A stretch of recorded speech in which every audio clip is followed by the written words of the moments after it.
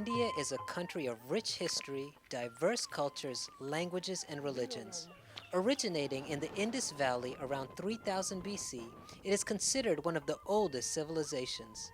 It is a republic of 28 states, and with 1.2 billion people, it is the second most populous country in the world. Hindi is the official language, but 22 other languages are spoken, along with thousands of dialects. It is bordered by the Himalayas to the north and surrounded by three major bodies of water and encompassed with rich rainforests within. It is also home to some of the most unique wildlife.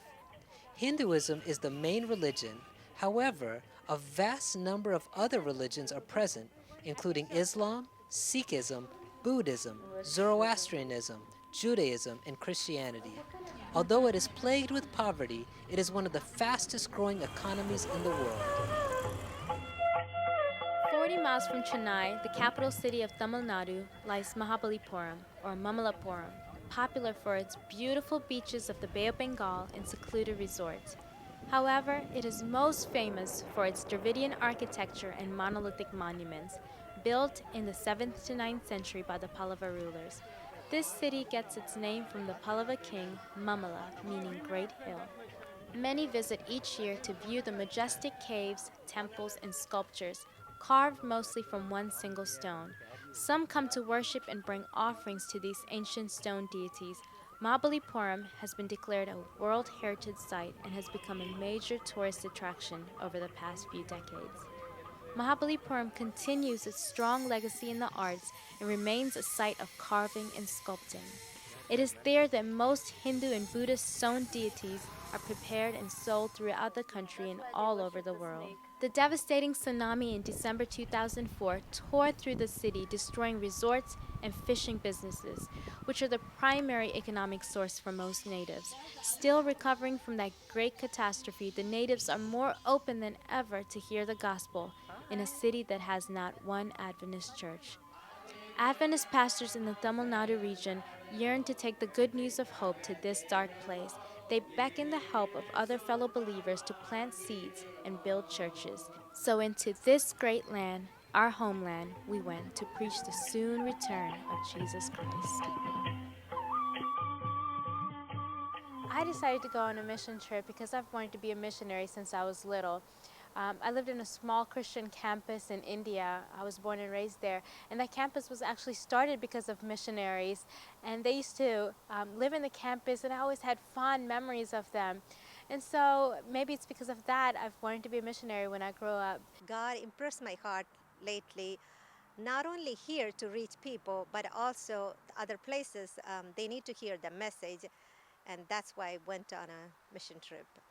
And we knew that so many missionaries had gone there recently, and they were having such powerful meetings where people from all over the place were coming over there and giving their lives to God. It just seemed so ripe and so ready to hear the gospel message. What better place? And We went on to different villages, especially a city called Mahabalipuram, and in that there's no presence of Seventh-day Adventists, though it is a cultural center of Hinduism where all the images are made. Uh, we had a call from one of the pastors there, and he told us that you will be your group will be the first time that Seventh-day Adventist mission, Adventist truth will be preached.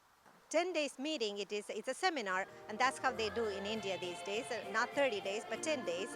Uh, the main messages. So that's the seminar we had, and it is called Pudu Valvu.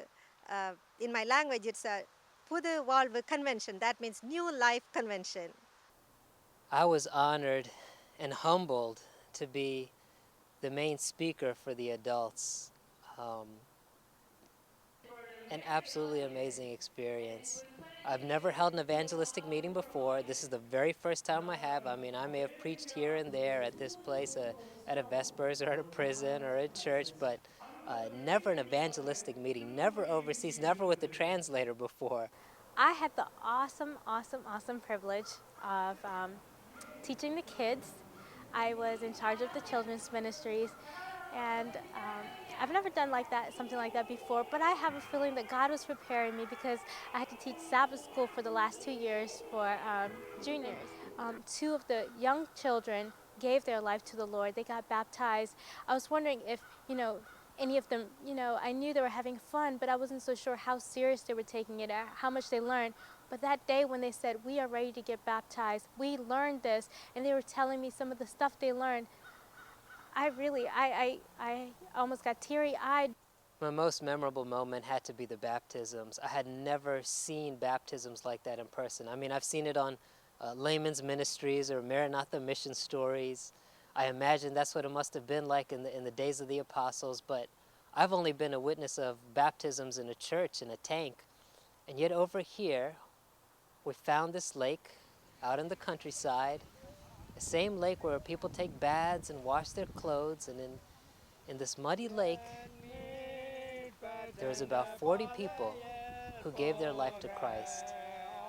I've never seen anything like that. And because of the persecution of Christians, not even just other faiths against Christians, but other denominations who did not want these people to accept Adventism, we had to hold the baptisms in a secret time in the middle of the day, and while no one was watching.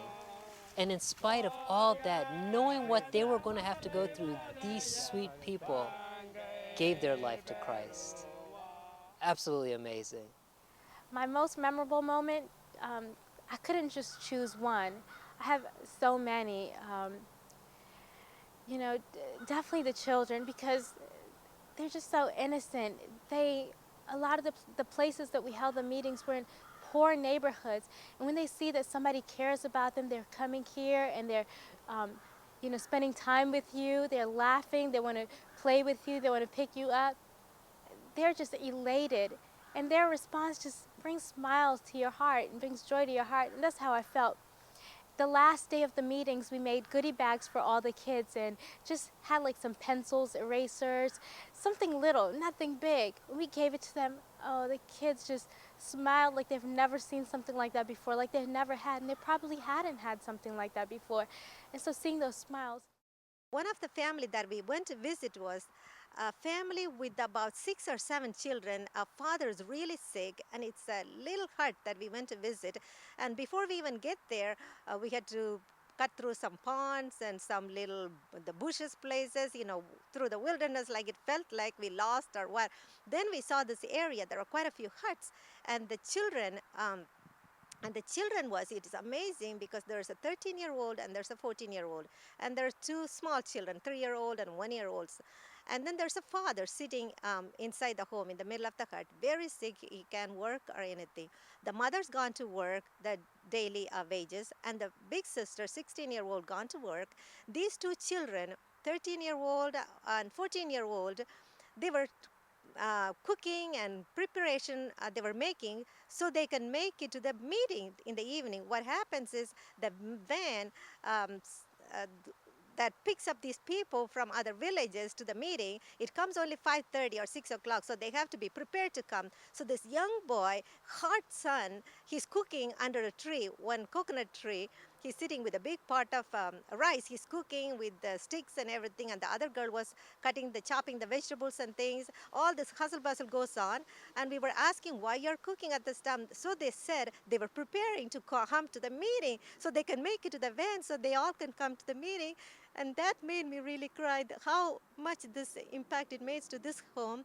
And the whole family got baptized, including these two children. That's about 5 souls went in that house. And today, they are part of our church, Seventh-day Adventist. Would I go back and do it again, this mission trip? Yes, I would, over and over again. And in fact, in my heart, I feel like I should quit the job right now and I start working full time in this mission trip. And that's the impact it made, this trip.